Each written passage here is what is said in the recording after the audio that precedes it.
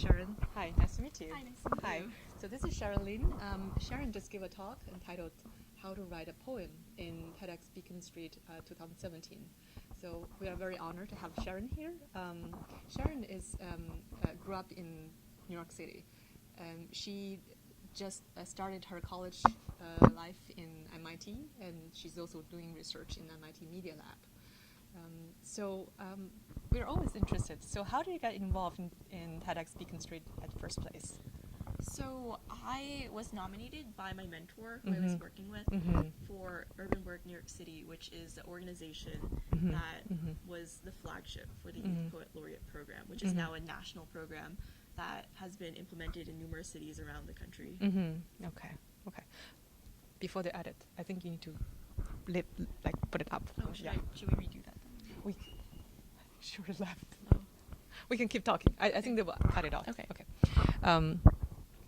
Okay, good. So I know in your work you talk about the poetry.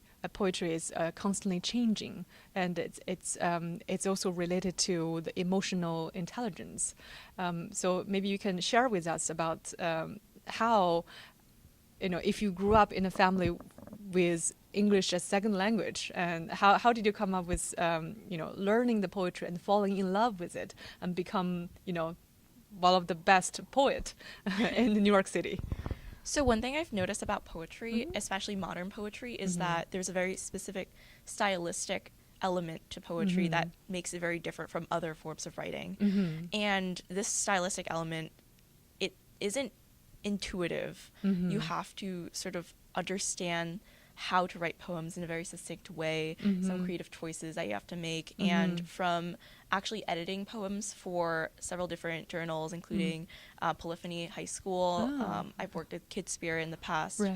I've learned a lot about some of the creative aspects to poetry that make it very different, and also just being able to interact with the poetry community on a regular basis. In New York City, this is especially true because I was very involved with Poets House. I gave several workshops there, as well as with Urban Word New York City, and having had this community made it much easier for me to really immerse myself in poetry. I see. When I was in elementary and middle school, I wrote poems, and I was very interested in the art form because I thought it was so unique that you could jump straight from having to communicate a vast amount of information just to sort of express a certain emotional element or a certain theme to several lines worth of poetry, sort of conveying that same emotional value.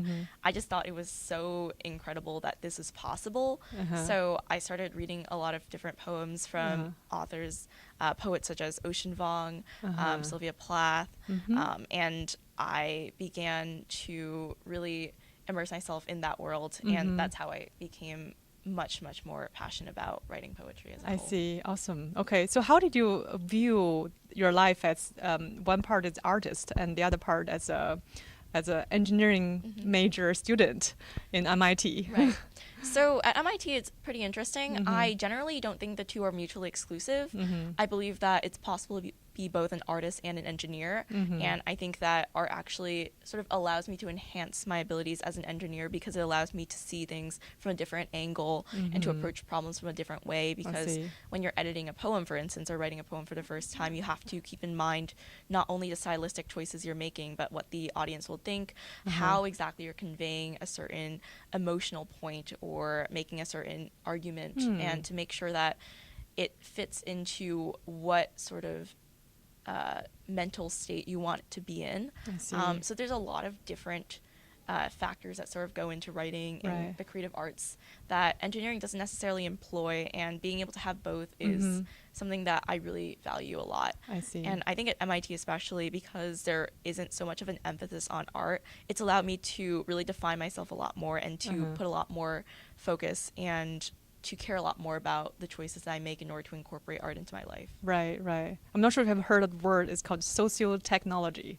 So I guess any technology you create, or you develop, has to be serving the society, right? So if you have this kind of soft side and the hard side merging together, so that's probably come up the best product for the better world. Okay.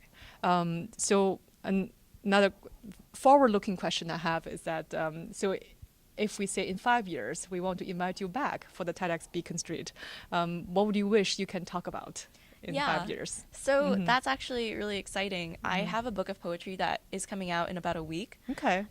So it's titled The Only Path to Shore, and it's basically my collection of poems in the past year, Awesome. having written about being an Asian American, being a first-generation immigrant, being Buddhist, some of the trauma my family has faced, and how we've sort of dealt with relating to our race as Asian Americans.